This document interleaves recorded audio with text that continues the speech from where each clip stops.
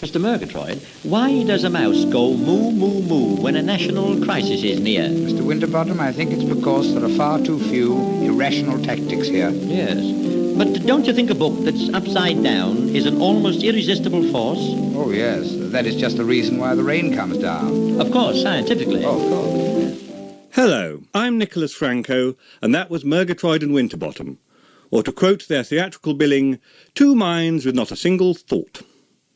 Over the next half hour, I'll be telling a story of how two very different variety performers of the 1930s decided to join forces, and how the comedy double act would never be the same again. And what makes me such an expert? Well, let me lay my comedy credentials on the table. Firstly, I was flying officer Carstairs throughout the 10-year run of French resistance sitcom Hello, Hello. And secondly, I'm Mr. Murgatroyd's grandson. Which reminds me, Mr. Murgatroyd, still living beyond Finchley and your income? Yes, Mr. Winterbottom. Give me a garden and trees. I'm sorry, I've just given my last one away. Anyhow, trees look nothing in the winter. Oh, I like them just as well gold as green. And I've got a new bus. What's the conductor's name? No, new car of my own. It's got 5 wheels. 5 wheels? One strapped on the back. It seems an awful waste of wheel to me. By the way, how many cylinders is your car? Oh, I don't know. I've been far too busy to count. By the way, what do you run your car on? Oh, on the road, usually. What do you run yours on? Credit. How many people can you seat in your car? 4 comfortably and 6 familiarly. Do you change gear on every hill? No, I keep the same clothes on all the time. Maybe you recognise the voice of Tommy Handley as Mr. Winterbottom. We'll return to him later. Mr. Murgatroyd, however, was Ronald Frankau, educated at Eton, 3 times married, 3 times bankrupt, and purveyor of sophisticated smut to the cabaret set. The family name was originally Frankenau, and became shortened to Frankau. If anyone mispronounced the AU ending, Ronald would respond with this handy aide-memoire. Frankau's the name, Cow's the wife. A line I was foolhardy enough to include in my wedding speech, though thankfully I seem to have been forgiven. Ronald was a younger brother of novelist Gilbert Frankau, and the literary muse must have run in the family. Ronald's daughter Rosemary and her older half-brother John talk us through his early life. My father was the youngest son of a cigar merchant known as the whitest man in London because he was so honest, apparently. Married to a lady called Julia who wrote under the name of Frank Danby, because in those days women couldn't get published and men could. He called himself an entertainer. People said comedian, but he called himself an entertainer, and he started off in concert party before the war in late 20s, early 30s. He started with a thing called Cabaret Kittens, which was one of those shows that they have at the end of a pier. And I know he came on as a Pierrot because I've got the Pierrot costume still. So that's how he started, I should think much to the chagrin of his family, who were not best pleased. He never really told me why he started. He just took it for granted that he was going to go into that world where they all wrote. Hear about the balloon barrage bloke letting up the balloon. Cable was being let out. The balloon itself was above a cloud, and the dear old lady came up to him and said, "Excuse me, but is there anything at the end of that cable?" He looked and said, "God blimey, madam, if you're right, this is the blooming Indian rope trick." Ronald got a taste for performing during the First World War, in a concert party troupe of signallers, punningly titled the Morse Key Toes. After the war, he started up the Cabaret Kittens, and by 1924 he had 5 different concert parties on the go. However, there was much more to Ronald than good, wholesome end-of-the-pier family entertainment. He started performing his own songs in nightclubs and restaurants, songs with titles like "I'd Like to Have a Honeymoon with Her," "A Good Man's No Good to Anyone," and "I Couldn't Make Love to the Girl of Today," all of which were issued on gramophone records, and none of which were ever played by the dear old BBC, because they were, well, rather more adult in content. Wouldn't you say, Rosemary? Yes, I suppose. Do you mean filthier? In fact, he was, because of the time and the years in which he was entertaining, 30s, 40s, there was much more. Obviously, the whole thing was much more straight-laced. They were quite strict. The BBC, for instance, about words like bloody. You had to be very careful. Now here is Ronald Frankau, the blue boy of variety, singing "The Best Kind of Bad Girls Are Grand." It was a bad kind of good girl and a good kind of bad. And a good kind of bad girl's the best.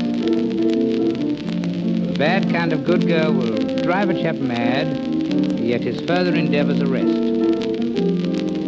Oh, bad little good girls who should be in by 10, please stay away from decent men. Present-day cabaret entertainer Kit Hesketh Harvey. The song's The Best Kind of Bad Girls, which uses a very review rhyme structure, a triple rhyme structure, which really rams a joke home when you've got 3 rhymes on top of each other.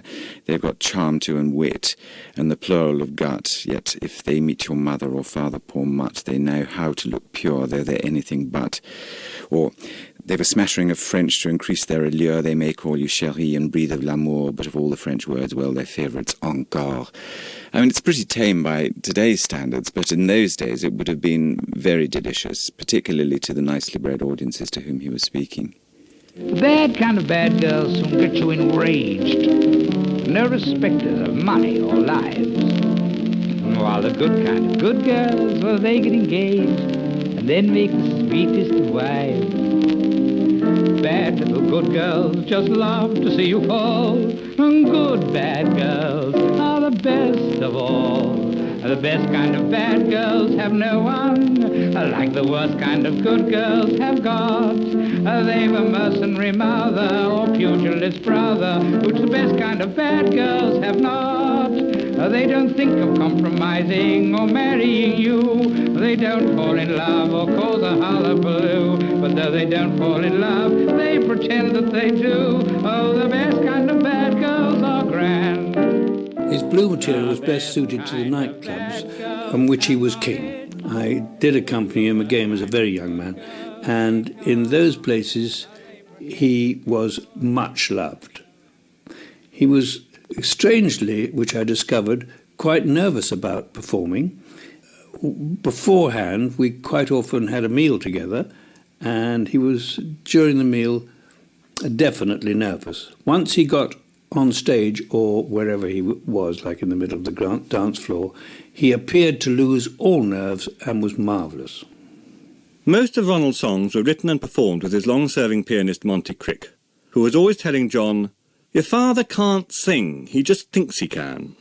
Monty himself was something of an all-rounder, later taking up residence in Ambridge as a second Dan Archer. But if Ronald had Rex Harrison's ear for music, Tommy was singing like an angel from the year dot. Born in Toxteth Park, Liverpool, his schooling was hardly of Eton standards, but he received an excellent grounding in music as a cathedral chorister. Comedy writer and former light entertainment producer Mike Craig. He was a choir boy with Arthur Askey. Arthur Askey was in one choir in one cathedral and Tommy was in the other. And what they did was they actually got together and formed a little concert party together in their teens. Just about 6 people, I think, in it, something like that. And they got a few little jobs here and there, earned a few quid, or a few shillings, maybe in those days. It was wonderful. Concert party must have been just fantastic for seaside performers. A really great place to learn your craft. Arthur always said he had a very good voice, very good alto voice, sort of like baritone. Sergeant Major Oldbird, will you tell us what occurred? Will you tell us what occurred upon the 23rd? We shall never, never doubt it if you tell us all about it. If you tell us what occurred upon the 23rd. How's your father? All right. That was a brief burst of vocal gymnastics from the army-based musical skit The Disorderly Room, written by Eric Blore. It gave Tommy his first radio exposure when it was featured in a live relay of the 1923 Royal Variety performance, and he toured the halls with it for 20 years. And he did get noticed, and he did a broadcast, like they all do, like Arthur did. Arthur Askey and him ran on parallel lines, really, together. A bit of jealousy there, in all honesty. I know he did his first broadcast at Arthur and said, "Hello, folks," and he got a nasty letter from Tommy. "How dare you steal my..." That's what I say, "Hello, folks." Private May, tell us do now what you've got to say. If you don't speak up, you know you'll be sentenced to death, and so hooray, hooray. Tell us what you've got to say today. Speak up, old thing, if you don't, you'll sing a poo-toodaloo, Private May. Comedian and entertainer Ken Dodd. Tommy Handley was a very erudite man, very fond of words, very fond of alliteration and poppy poopa, and he used to collect all the odd names from shops that he saw, like Frisbee Dyke and things like that. He was fascinated by words. He had a very whimsical way with him. Ah, there you are, my dear Mr. Itmar. Well, if it isn't that third parachute presser, Poppy Poopa. I hear you're expecting a squadron of Spitfires, my dear station master. Yes, I think they must have peeled off the perim to play peekaboo with Paraffin Pete, Poppy Poopa. What does that mean, Mr. Itmar? Now, don't pry, my pretty Poppy. I got this service slang from Warrant Officer Wooster. Not Willie Wooster? Yes, Willie Wooster, who used to boost a rooster until he had to re-booster.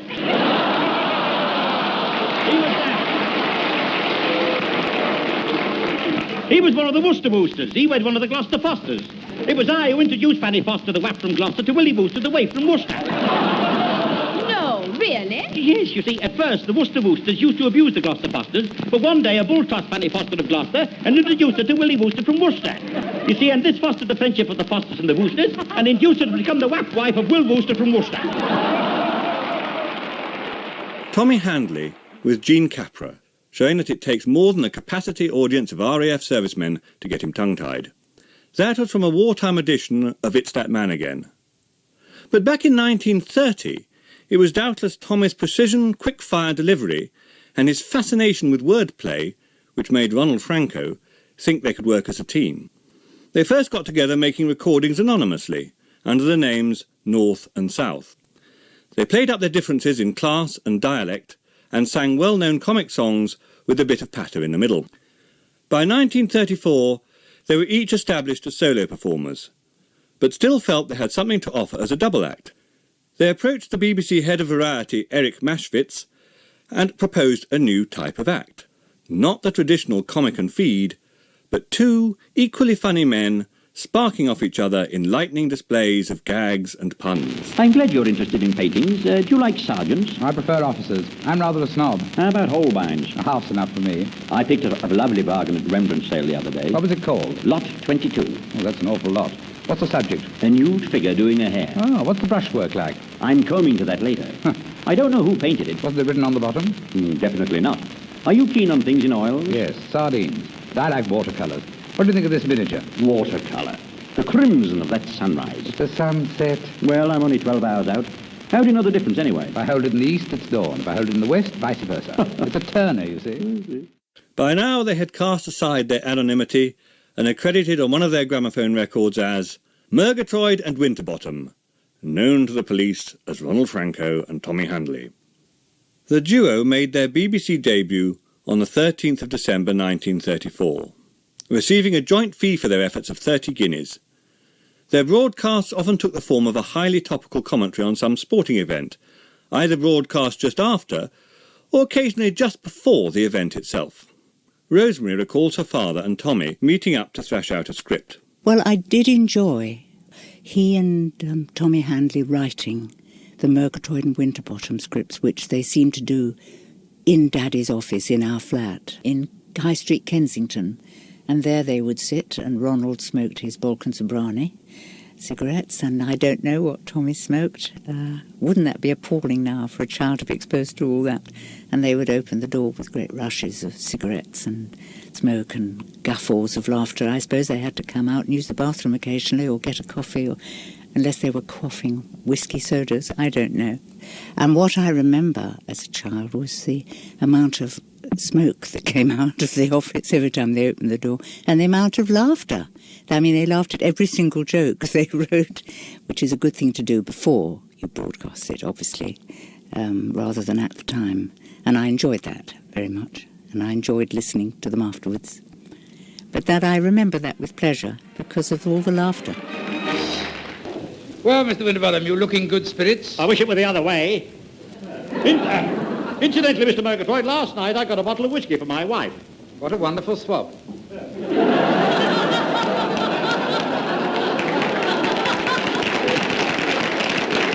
Actually, how are you? I feel a bit funny. Only a bit? I feel frightfully funny. Well, it ought to be a good act tonight.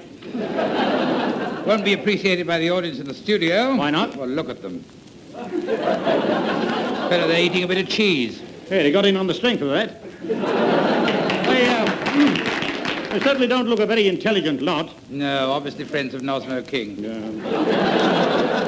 You must remember the listeners. Yes, the Jones and Smiths. Robinsons and Browns. The Gilberts and Sullivans. Tristans and Isoldes. The Hengist and Horses. Moody's and Sankers. And the Darbys and Jones. Oh, forget the Jones. Think of the Derby. Ah, yes. Why didn't they put our commentary over? Well, don't you remember? We forgot to do it. And we were itching to. We were scratched at the last moment, sure. Well, let's do it now. Well, certainly. Now, this is Mr Winterbottom calling, and Mr Murgatroyd and I are going to give you a running commentary. Galloping commentary. Oh, yes, right. Well, here we are. Well, we are well on our way to Epsom. Feeling out of salts. Lots of other cars on the road. And I think they must be going to Epsom, too. Traffic organisation is wonderful. Everybody's facing the same way. Except me. I've got my back to the engine. Getting a bit park, eh? Yes, we're now nearing the car park. We're turning into the car park. Cars now in the car park. We're out of gear. We're in gear. We're out of gear again. We're in gear again. We're out of the car. Car's parked. Apart from their broadcasts, they also appeared on stage and film, complete with bizarre hats and outsized false moustaches. And now there was another double act in the family. Rosemary's mother was actress and singer Rennie Roberts, who often duetted with husband Ronald, both on records and in review. Tommy also sung with his wife Jean Alliston. The inevitable happened. The two wives teamed up as Mrs Murgatroyd and Mrs Winterbottom, with the ominous billing, "The female of the species is more deadly than the male." Meanwhile, the husbands continued to juggle their partnership with their flourishing solo careers. Perhaps their best-known routine was the boat race commentary, which was broadcast on the 1st of April 1939, just a couple of months before It's That Man Again first hit the airways. Kit Hesketh-Harvey. I think Frankau gave the comedy access and a constituency to an area of humour which wasn't that of the Liverpool music halls, the boat race or the BBC or educated references to the Mrs Grundys of this world. But I think the fact that Tommy Handley didn't come from that world gave it even more of a comedy. They were laughing at it as well as laughing with it. Because of his real persona. But there was a tremendous camaraderie between the men. Whether that was a result of the war, which had thrown all sorts of social classes together, I'm not sure. But it's delightful to listen to. You know, they ought to get people like Tommy Handley or Ronald Frankau to describe the boat race. Ridiculous. We could do it better than they could. Oh, sure we could. Should we have a try?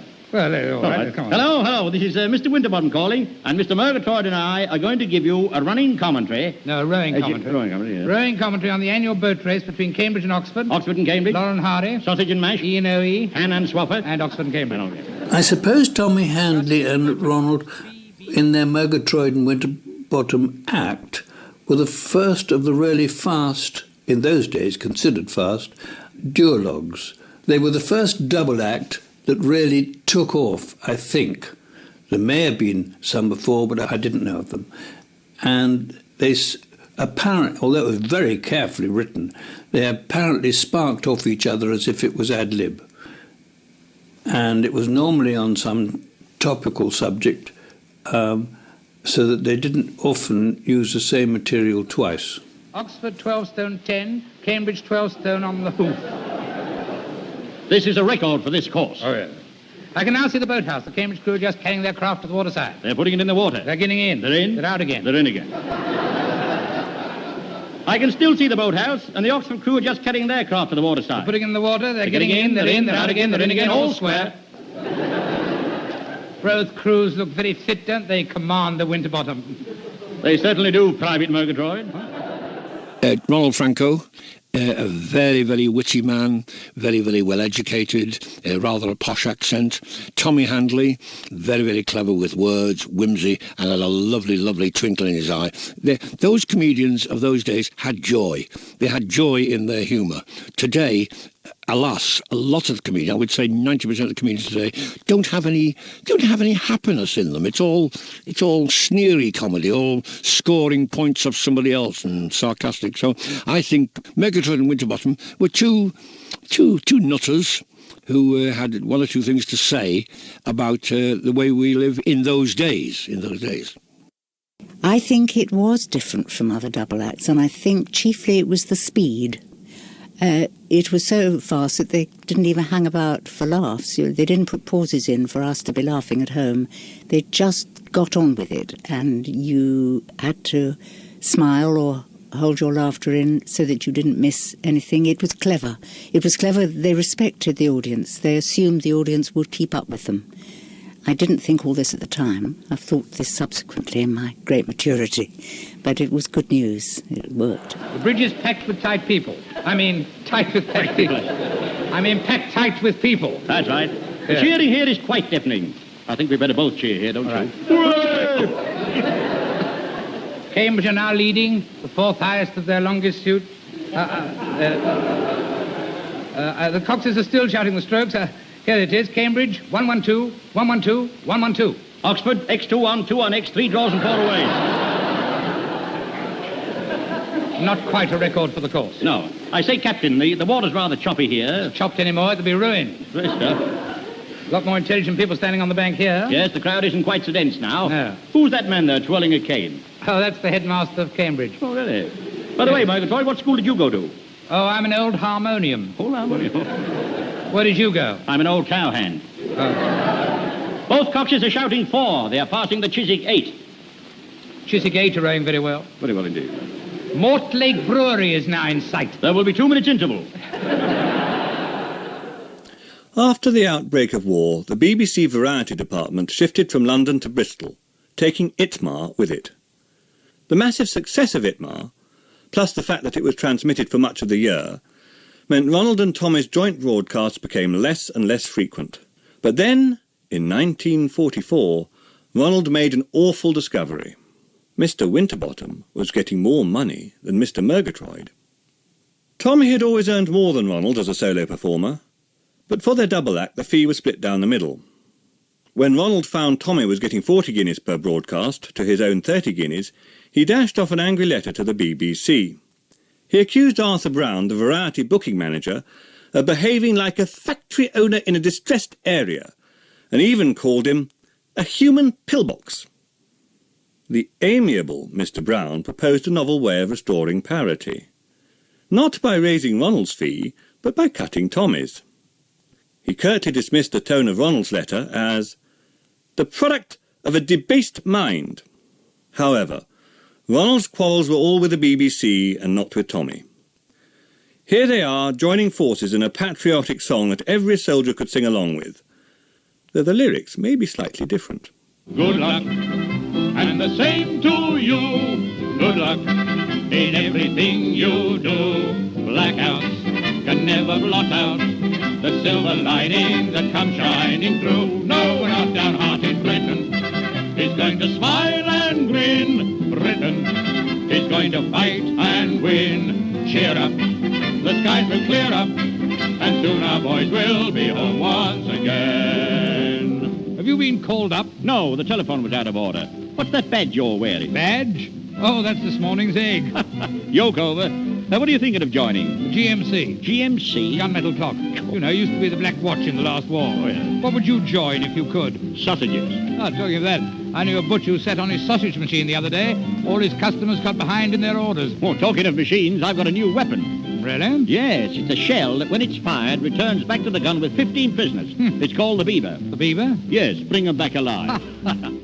Well, what I love is the way that they slip in and out of song into monologue, into routines, into very, very quick-fire, cringe-making, really, sort of cracker-type jokes, which they speed through so delightfully and change the pace so much on the sixpence that that in itself becomes part of the rhythm of the comedy. Good luck to everybody, the same for you. Tommy continued in his role as Itmar's linchpin, while Ronald starred in a number of theatrical revues with typically suggestive titles, such as 1901, A Little Bit of Fluff, and Sauce Tartare, which also featured a young Audrey Hepburn. Murgatroyd and Winterbottom never completely faded away. They would dust off an old routine and reunite for the odd broadcast from time to time. But comedy had moved on in the 15 or so years they'd been together. Mike Craig. They went out of fashion, I think. You know, there was a fashion in the old days for dressing up funny when you're a comedian and looking funny, and then suddenly Ted Ray walked on in a trilby, as though he'd walked in off the street. And it all changed. In January 1949, midway through Itmar Series 12, Tommy suddenly died. Later that year, and almost certainly for financial reasons, Ronald teamed up on radio with writer-performer Reginald Purdell as Mr Postlethwaite and Mr Hugglethorpe. In 1951, Ronald retired and moved to a flat in Eastbourne with his third wife. When asked why Eastbourne, he explained he'd spent much of his childhood there, he'd performed on the Pier Bandstand, one of his daughters was born there, then added with a twinkle, and it's where I first went bankrupt. Later that year, after a stroke, Ronald died at the age of 57, just 1 year older than Tommy. So, were Murgatroyd and Winterbottom responsible for the utter transformation of the traditional comedy double act? The simple answer is, yes they were, and I'll fight anyone who says otherwise.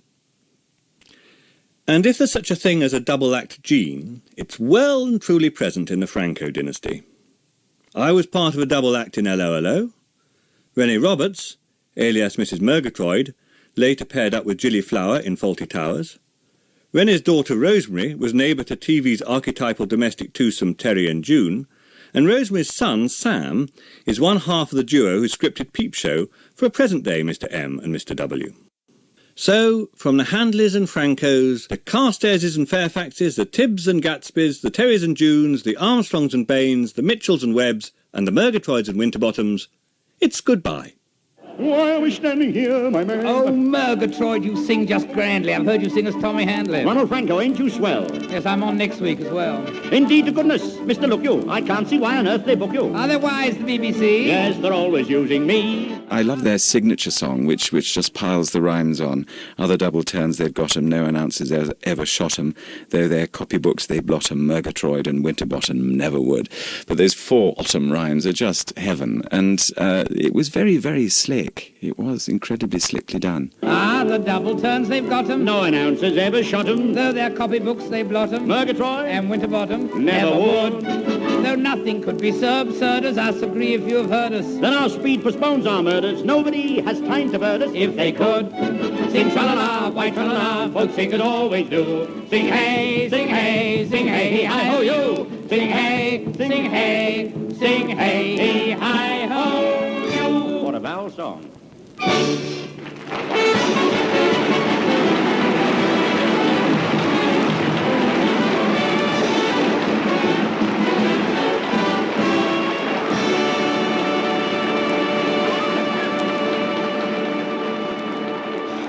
Mr Murgatroyd and Mr Winterbottom was presented by Nicholas Frankau. It was written by Alan Stafford and the producer was Angela Sherwin.